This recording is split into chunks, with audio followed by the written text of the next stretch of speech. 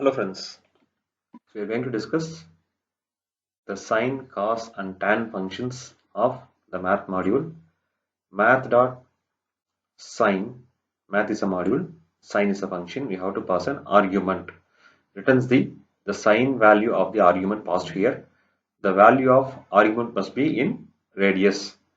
So example, math.sine, val is a number. Likewise, math.cos of argument returns the cos value of the argument passed here. So math.cos val you have to give tan, math.tan of argument returns the tan of the argument. So you have to pass a valid number inside this tan function. We will see the demo. Import math, print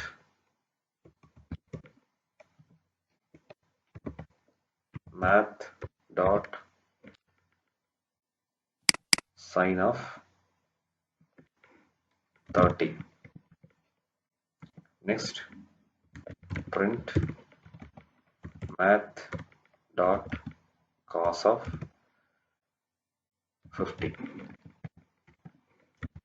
Print next math dot tan of 30. Save this program and execute it. So these are the concerned sine value of the argument, cos and the tan value of the argument. The argument are passed in radius. A very important thing, the value of the argument must be in radius. That's it.